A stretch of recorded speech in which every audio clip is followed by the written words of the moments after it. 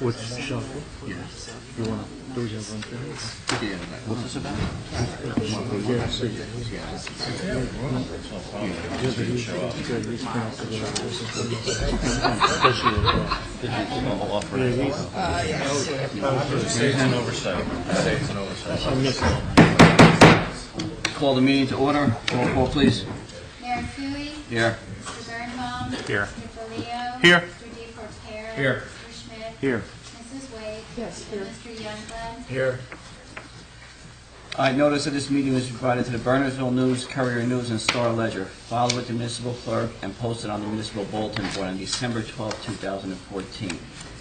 At this point, I'm going to request to add a resolution on 1528 affirming the appointment of Devin Burns as a police officer with the Borough of Burnersville. Ask for a motion to move resolution. Second.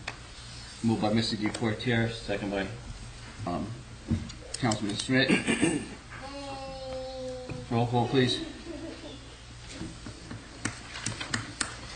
Would you like us to read it into the record?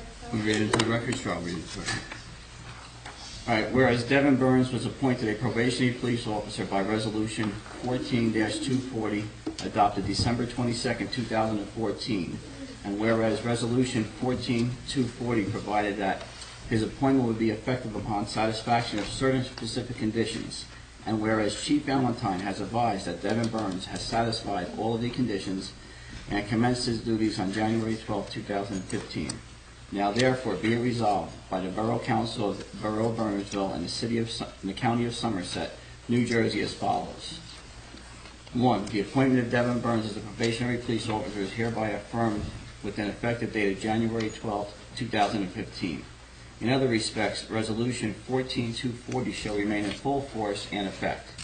In accordance with the terms of the collective bargaining agreement, Devin Burns shall be paid an annual salary of $39,897, grade 9, which is to be prorated for the balance of 2015. In accordance with the selection process regulations, Devin Burns shall serve a one-year probationary period commencing January 12, 2015.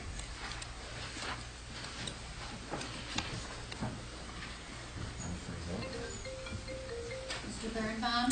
Yes. Mr. Leo? Yes. Mr. DePorter? Yes.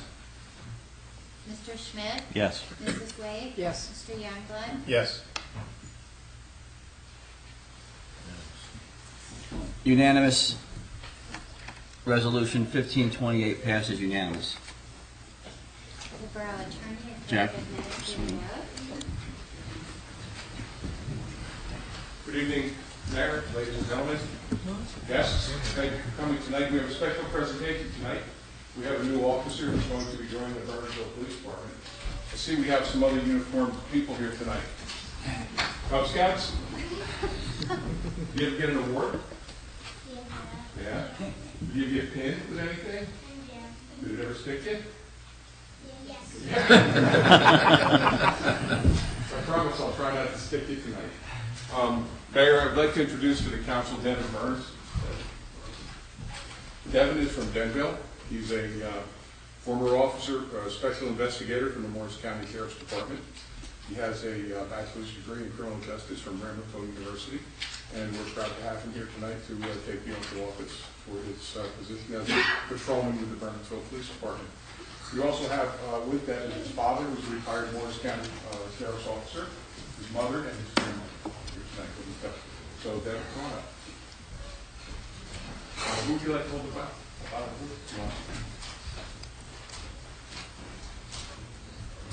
Why don't you stand here and sort of face the crowd again? Sure. Raise your right hand, place your left hand on the Bible. Repeat after me. I, Devin Burns, do solemnly swear I, Devin Burns, do solemnly swear that I will support the Constitution of the United States and the state of New Jersey, that I will support the Constitution of the United States and the state of New Jersey, that I will bear true faith and allegiance to the same, that I will bear true faith and allegiance to the same, and to the governments established in the United States and to the governments established in the United States and in this state, and in this state, under the authority of the people, under the authority of the people, and that I will faithfully, impartially, and justly perform and that I will faithfully, impartially, and justly perform all the duties of patrolman all the duties of patrolman according to the best of my ability. according to the best of my ability. And that I will not use my office to grant preferential treatment, And I will not use my office to grant preferential treatment, nor to seek personal gain, favor, or advantage nor to seek personal gain, favor, or advantage not available to the general public. not available to the general public. So help me God. So help me God. Congratulations.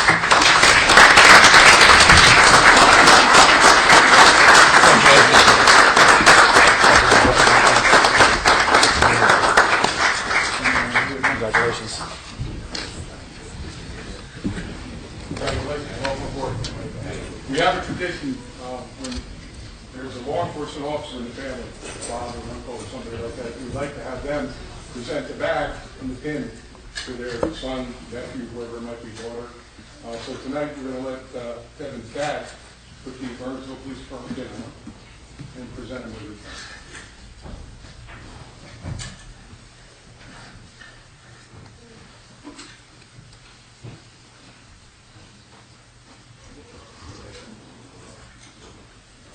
Pose for a picture or two.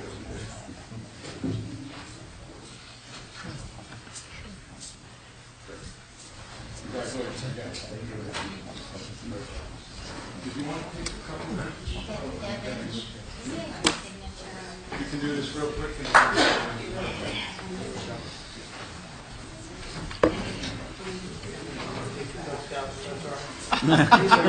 They don't want to stay? No open questions. Thanks, Jeff, thank you. Take care, guys. Why did these photos? We're gonna give them projects. Get them back here.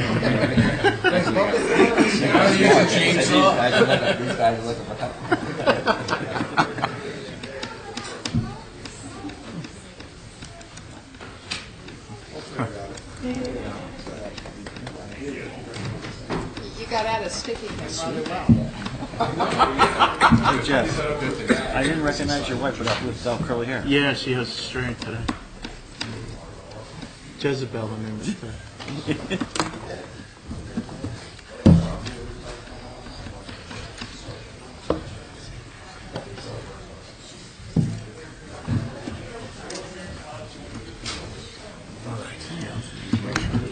Thank you for joining us.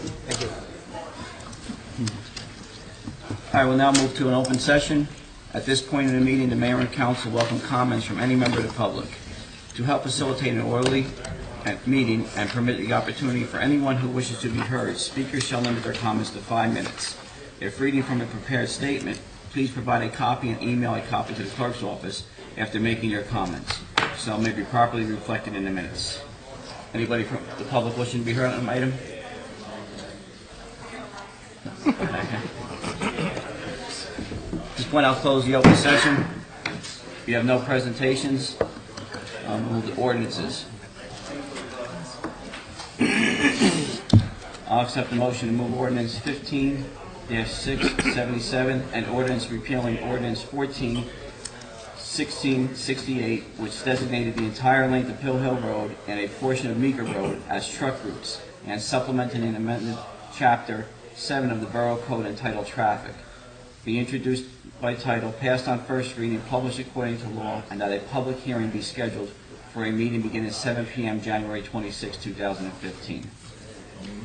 Moved by Mr. Before we move forward, can I, do you even, on 1677, if you go as, the first whereas, maybe I'm not reading this in English, but we go whereas the borough, what? Before we pass this thing, I'd like, No, I read. First whereas. whereas the borough, in an attempt to mitigate the traffic problems that will result from the construction on Mount Airy Road, adopted ordinance number 14-668, which designated, I don't think that should be capitalized, by the way, that which, designated the entire length of Pill Hill Road and a portion of Meeker as truck routes, all of Pill Hill Road and a portion of Meeker Road be designated as truck routes. Isn't that second, all of Pill Hill Road, I'm sorry. a duplicate? Yes. So I don't know what the proper rules of procedure, but as Because- submitted to, Because it's just being introduced, okay. being introduced as corrected. And I will submit a record-breaking statement. Okay. Motion. Hold on, I have one question. This doesn't include the part over the railroad tracks, correct, Kevin? No, what happened with this was prior to the Mount Airy Road construction taking place in the beginning, we were trying to mitigate what we felt would be an increase in truck traffic on Pill Hill Road to Meeker Road and then over the railroad Right. tracks on Meeker Road. That was the attempt of creating this ordinance that we really felt that by prohibiting the trucks on their street, we would be able to divert them away from residential areas, away from railroad tracks. Upon passage of the ordinance, the State Department of Transportation did not approve of the ordinance because there's a provision in the law that does not allow municipal governments to have anything to do with regulating commerce. And trucks, I believe it's commerce, correct me if I'm wrong, but, they caught it and they said, you can't do this.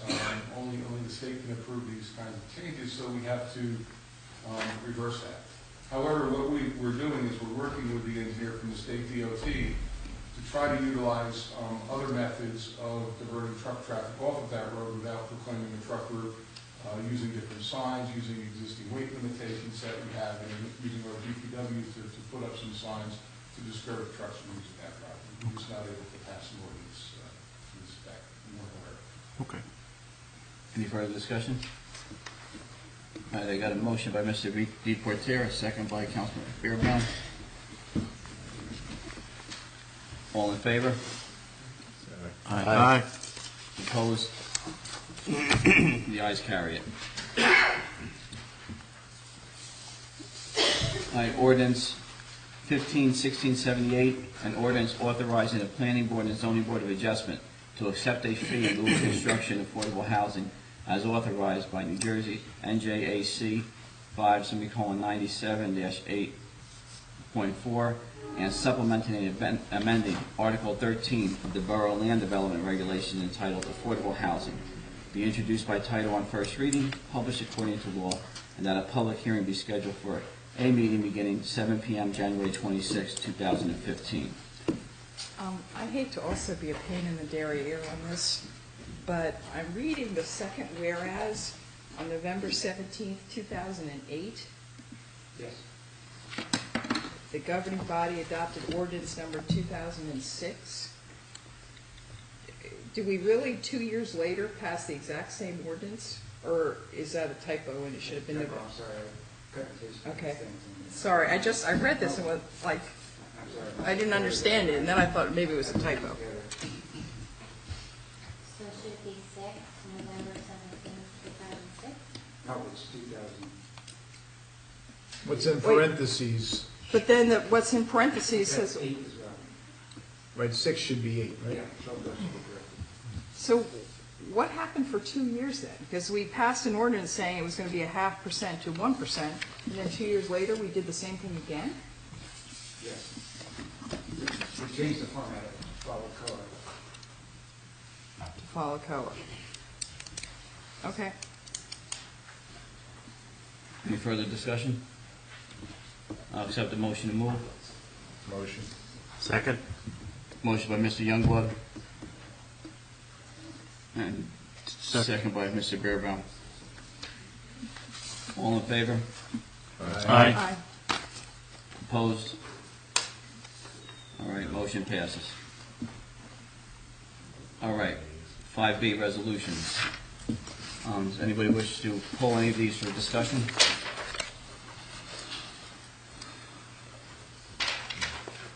Okay. None to be pulled, then I'll accept the motion to pass resolutions 15-18 through 15-27. I have a motion? I'll move. Moved by Mr. Second. DePorter, second by Mr. Schmidt. Roll call. Mr. Birnbaum? Yes. Mr. DeLeo? Yes. Mr. DePerrier? Yes. Mr. Schmidt? Yes. Mrs. Wade? Yes. Mr. Youngblood? Yes. Motion passes unanimous. Okay, 5C. John, would you like to, Sure, I was approached by Rotaco Construction about possible use of the lot across from us as a staging area When they approached me, they indicated they need a place to put the steel I-beams. There's going to be some, don't want to quote the number, but some of the beams are 30 foot long. They're looking for a place they can pull in with a tractor, trailer, and dump off. They need a place they can swing into. I indicated that it was certainly something I could bring to the governing body. I cautioned him that we can't allow him to use it right now because that's where he puts snow in the untimely event of winter snowstorms and cleaning the downtown area. In the letter, they indicate they'd be looking to do that after the winter months. For right now, they're looking to just stockpile some topsoil. I'm confident we could do that off on one side and not interfere with anything that we might have to do. So I told them I'd bring it to the governing body tonight for your consent. Any concerns from anyone? Any reason not to, or? As long as you can control them and keep it clean and everything Yeah, else, and, fine. you know, they're not working on off hours. They indicated, like most people, they restore it after they're gone. A couple loads of DGA, spread it out, grade it, and anything we can do to help move them along, I think benefits the borough. Absolutely. Do we normally have like some kind of agreement, there's like pollution or, you know, dumping of any other stuff that they would be We haven't responsible done for? that. That hasn't become an issue in the past. If we're concerned, you know, possibly a certificate of insurance, maybe the borough's an additional insurer might That's have a good that idea. Maybe just go through the normal indemnity clause that we have for use in borough property. Wouldn't they do it through the contract? Well, no, they wouldn't do the contract, because it's with the county. Okay. Yeah, you could add that. That would help. Yeah. And one other question is, if they're putting like topsoil and stuff there, I guess they're not going to be using a tractor trailer, perhaps? Probably a loader. A loader. Is that kind of material, is there any other place that could be done, like the recycling area or something like that? It's sort of a little bit less visible and, It could be done there, but we have residents in and out of the recycling center. That's true. A little bit tougher, you know. okay. The contractor at least can come over here. It's my understanding the topsoil in question is going to be coming off of the site. They're stripping a little bit of topsoil. Oh, okay. Yeah. Save it for the end. to reseed, yeah. That's different. Okay. Thank you. No problem. John, I have one question. They're still using the parking lot over there, the Airman, right, correct? Yeah, okay. A third of the parking lot. A third of it? A quarter. A quarter, okay. How are they doing so far? Okay?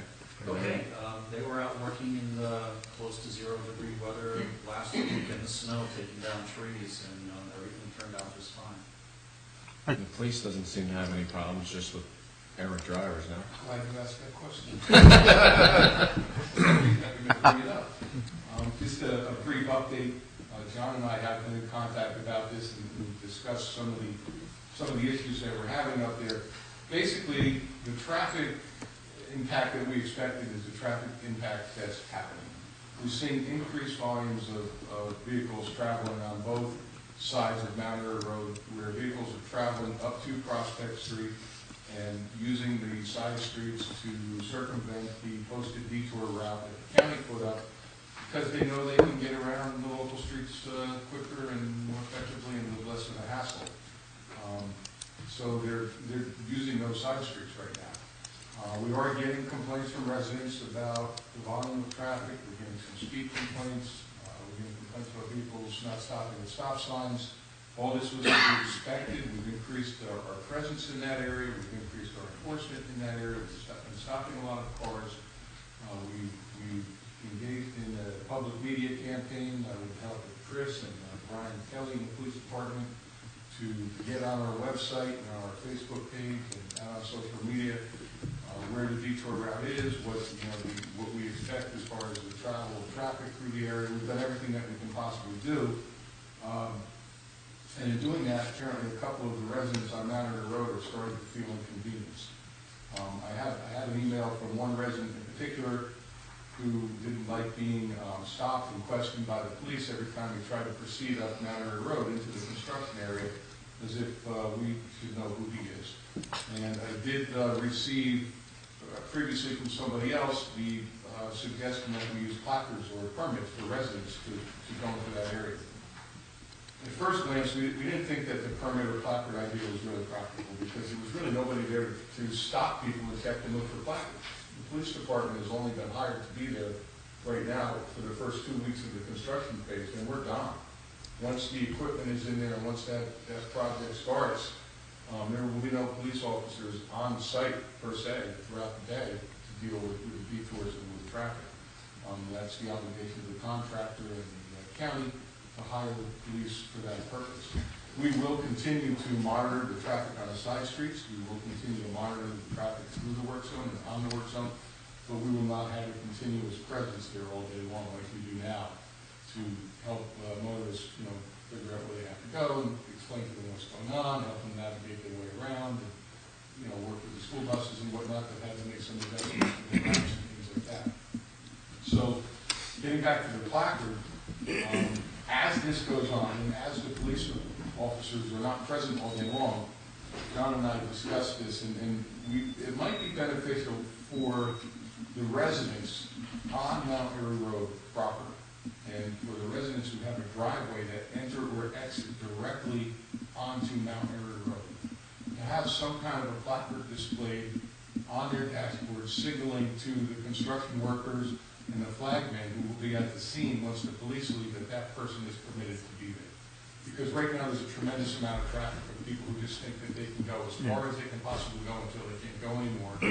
They get backed up and stuck in there. The chief, I drove it myself just to see, what was going on and to get a sense of the signage and so on. And the first thing that hit me is that the sign at Olcott Square says, road closed 500 feet. The road is closed. I mean, and I actually, when I went in, I followed a guy, took my first right turn, and he kind of stopped in the middle of the street with his blinker on, and then I kind of beeped because he was just in the middle of the street. And then he pulled over and put on his flashes. He was obviously disoriented, didn't know what to do. I think the big problem is it says road closed at 500 feet, which typically means there's going to be a detour sign, and you go up to 500 feet. I think maybe that would solve part of the problem, but clearly there are people that are trying it, and there are some other places we could talk offline about that, but there's some other points of signage that may be worthwhile as well. That's one of several problems with the signage that has already been pointed out to the inspector, the county inspector who's on site. Okay. And the way that these traffic detours work, the county engineer approves, develops, and puts in place and seals a certified traffic control plan. They cannot deviate from the traffic control plan. Only the county engineer can say that, or can make changes to that. Part of the problem is that that's really the proper sign to be there. It is somewhat confusing, and the sign at the road closure, Mount Airy Road, actually begins at Prospect Street. It doesn't begin at the bottom of Olcott Square. So Mount Airy Road, Then have to signage, because otherwise it's just done. well, technically, the road's not closed until you get to Prospect, and that sign is correct. I had the same conversation with them, that people were confused because they think when they go up there, there's going to be a detour route. But the detour route is also signed on 202, indicating that they're not supposed to be going up that street. They're supposed to be traveling north south 202, following the detour route that's posted. We need to monitor that to see, after they get situated in there, how it progresses. I agree with you. We talked about that, but they didn't seem to think that was a viable alternative. So how long would you wait before you have a meeting or contact them? Well, I think until they get their equipment in there, until they get into a routine a couple of weeks to see what happens. We have some other things that are happening that are going to complicate this. So we do have some problems with some of the signs. We've discussed them. We've put up some alternative signs that will hopefully keep some of the traffic off the side streets. We have no authority to close any of our side streets. Only the Department of Transportation can do that. We only have the authority to close streets in emergencies for a period of no longer than 2 days. Yes. So it's not like we can say we want this street closed and that street closed. So the best that we can do is try to mitigate the traffic that is going through the side streets, work with the residents, have a high visibility, have a high presence in that area, work with the contractor to get the best possible signs up that we can, and basically see how it goes. And at some point, if we have to recommend changes or adjustment to the plan, we can formally do that to them. The alternative is to completely close Mount Airy Road at Old Path Square with concrete barricades from curb to curb, from the corner of Coldwell Banker to the Mount Airy Road corner across the street, and let no traffic whatsoever go up there. However, that would inconvenience a lot of residents who would have to go either North Finley and come in the backside, or go Meeker and come in the backside. So for now, we're going to try and deal with the traffic that's leaking through those side streets and see how it goes. One of the reasons we wanted the placards was because some people still even want to try the side streets, they just want to see if they can drive through it, because it's easier, or they don't know where they are, or they're confused, or they're following their GPS, and for whatever reason, they end up on Mount Airy Road inside the work zone.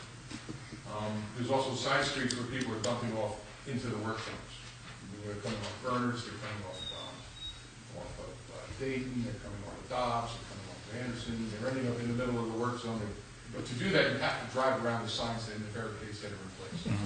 We've had cases where people are removing barricades after dark at night, driving through because they don't want to go around to get to their house, and they're not removing putting the barricade back in place, and people are just following through.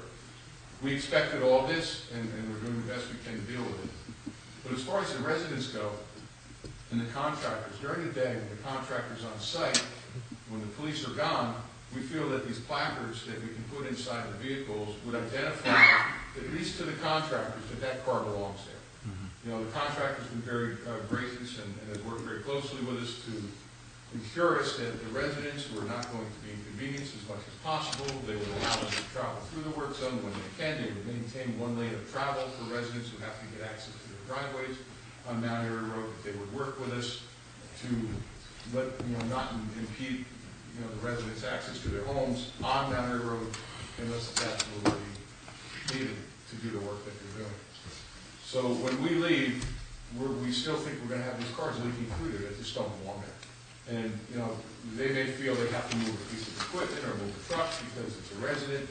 So what we would propose is that you would just allow the police department to impose, not even a regulation, but let's call it a process of issuing a placard for Mount Airy Road residents that will help identify those cars to the contractors who are on Mount Airy Road. So when the police leave, they have an idea of who belongs there and who doesn't. And if I or somebody else decides to ignore the sign and don't have a placard, will the contractors have the authority to? There's no enforcement, but they would know that they don't have to move their truck for that person. Okay. They would just kind of go on working and basically ignore the person until they turn around, back out, and find some way out of the situation. Got it. We're really just trying to make it more convenient for our residents who live on Mount Airy Road and decrease the amount of disruption that they experience as they're trying to maneuver and traverse the area that they need to go through to get to their driveway. So, And hopefully by identifying their vehicles to the construction people, we would maybe accomplish that to some extent. It's not really designed to stop people who are intent on going through there. It's more of a tool for the contractor to use to identify who belongs and who doesn't after it goes on. It's not going to stop people who want to go through it and going through it. Kevin, I have a question. At some point, are you going to close the road there with concrete barriers? We can't because of fire access. That's what my next. I did have a lengthy conversation with the inspector from the county. We had prior conversations about the type of barricades that we would have expected would have been used. We recommended that they use the water-filled barricades, that are the big plastic barricades that you can fill up with water, and they're in pieces. They're in partitions, like 5 or 6 foot pieces. Geodocs. And they go side by side. Right. And my suggestion was is that we fill them with water or sand so that they're heavy enough so that somebody can't get out and move them and drag them away. But that, for larger fire vehicles, you could just push them out of the way. Okay. DPW truck could push them out of the way, a tow truck could push them out of the way. They could be hooked and dragged out of the way. They could be moved by a truck or a vehicle, but not necessarily by a person who's looking for a convenient way through. They, for whatever reason, went with the concrete barrier. Okay. So we need to, some of the larger fire apparatus would not be able to navigate the turns coming off of the side streets to get maybe where they're more Dobbs, Ambar, Dayton, Woodward Place, they wouldn't be able to make a turn into Mount Airy Road. So they have to have, especially for the larger trucks, the ladder trucks and big tanker trucks and whatnot, they would have to have straight access up and down Mount Airy Road. So we can't put concrete dividers across there the whole time, and that would be one of the drawbacks to blocking it off at Mount Airy with a concrete divider. Right. Although they theoretically could probably get to the Palmer lot if there were a lot of cars in there. Mount Airy Road coming to the backside. So, that's, But if the residents, local residents don't cooperate with the contractor, they may have to move that staggered Jersey barrier down so the contractor doesn't turn around with a piece of equipment and run over a vehicle. There's too many vehicles going through the works. Yeah. Originally, the county had solid Jersey barricades at both ends. We just asked them to stagger it at this end, number one, so our emergency services, firemen and EMTs could get down here. And also, so like Kevin said, so we could get a piece of apparatus out there. so right now they're staggered, and, they did that for us to be able to get fire trucks in. But we'll have to see how that works once we leave, if people can start driving through there. We do put barricades in place indicating clearly you're not supposed to travel through there. And even the people who live on Mount Airy Road, they know that they're not supposed to travel through there. They're supposed to go around the side street and come in off of an adjoining side street to get into the interior of the work zone. They're not supposed to be driving straight through. But, they can be the shortest, most convenient means to do that, and that's to be expected to some extent. As this progresses, it's my understanding that when there's work zones that can be contained inside, they will seal off certain areas that nobody's going to be able to get into or get out of, except if you literally live inside that area, you can get to your driveway. The trucks and the equipment, it's going to be sealed off. But in the outer perimeters will be more or less an outer perimeter, and we'll try to keep people from entering into there, but then they're going to be able to go so far, and they can't go anymore. We're trying to avoid that so there's no confusion inside the work zone for everybody. So the police department will put together some guidelines for a placard. People have to come in, they'll have to show residency, they'll have to provide us with their license plate number that the placard's going to be displayed on, so that there's some control. If there's someone who can't do that, if there's somebody living there who can't show residency, we'll have a procedure in place where they're just going to have to convince us that they need it and that they live there. Personally speak with somebody to get a placard, and we'll start trying to issue the placard probably by Monday. We'll get information out to the Mount Airy Road residents. It's not required, but it will help them to. Sure. You could do a hang tag, right, with like even a burn No, I seal? think, I'd rather just put a big 8x11, something simple. Yeah. We'll get a colored piece of paper, we'll put, big bold letters, Mount Airy Road resident on it, they can stick it on their dashboard. We'll handwrite it with a marker, the placard number, when it's issued, we'll keep a record of it. Simple. If they need another one, if they need to get another one, they can come down, turn their old one in, it's a story. Since this is going to be like a whole year possibly, maybe we ought For a whole year. maybe we should go on to something a little more permanent and then have a license plate issued to it, kind of like you do a parking permit. We will be writing the license tag on the piece of paper. I think, something small and convenient for people might be helpful for the duration, because a piece of paper will disintegrate in I'm sunlight. concerned if it goes on over a long period of time, that they'll just be passed around and do. Yeah. And whatnot. That's happened, If yeah. we decide that we want to change the color at some point, it's just easy for us to go from yellow to red or something like that. Otherwise, we get into, now we, Burnsville, now we're incurring the expenses for a county project. Right. We're laminating permits, we're buying parking permits. The police department is spending time registering people, explaining the process to people. This is a county project. They're supposed to be administrators, so we want to make this as easy as possible for our residents. I would suspect that maybe if we start with the paper, and if it becomes problematic, that we need something more permanent, we can always, Makes sense? Sure. we can always try that. But at least, I don't even know Certainly if they'll pragmatic all- way to go. Well, you could laminate it using your laminator. Okay, at about $1.75 for a Yeah. piece of laminate and 10 minutes of lamination time, and the person should sit there and laminate. You're right, certainly pragmatic, and it might work, and if it doesn't, then we'll go back to the county, won't we? Might recommend putting the town seal on there, or logo. Otherwise, you might have a little bit of, for people counterfeiting it more or less to make themselves. The color copier You're gonna be able to. That's true. You could, Talk about that. You know, the only thing that we can do is just try and put the license plate number right on it, so that Can't be passed along. if it's on there, it's Yeah. do you have any racings? Well, Chief, I'm sure you're going to come up with the appropriate solution. I want to thank you and both John for all the work you've done over the past year on this project. You know, it's become a success because of all your hard work. And so we did approve using that system, well, the system and, but it's, And the lot. and we And started also this the with the lot. lot across, so we're saying they can put their I-beams there, the steel there after the winter, et cetera. Right, with a certificate of insurance and indemnification agreement, yeah. Okay. All right, all in favor? Aye. Okay. Opposed? Was there a motion and a second? No, just want to make sure we have Just a unanimous. unanimous decision yet. All right, 5D, items of business correspondence, we have none. Ask the council I have member a to move. question. Yes. I got an email, and I admit I wasn't at church on Sunday since I was driving back from South Carolina, but there was someone from my church asked me to follow up on a proposal from a group of churches that wanted to use the Dunster Squibb property for community garden we didn't get anything?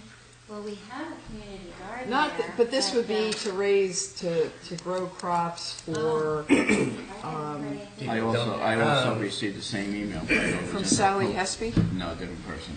I Okay. thought it was just a preliminary, I guess, until they come in front of council. Because the way I read it, it had been submitted, and I said, yeah,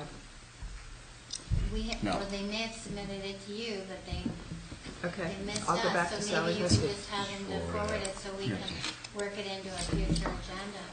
Okay. That's true, it's food for, like, food banks For and the things like food that. pantry or food banks or, That's big movement. Sounds like a good idea. so. All right, I'll accept a motion to adjourn into an executive session. Items to be discussed, the anticipated litigation, Mullins Lane sidewalk projects, contract negotiations, Monument Mount Road improvements, attorney-client privilege discussion, and Dunster Squibb project. Moved by Mr. DePorter, second by Mr. Leo. All in favor? Aye. Opposed? All right, we're going to move into executive session, folks. Thank you. Jack, do we have anything coming out? Nothing additional? So we're not expecting to take any other action? No. All right. So I'll shut this down.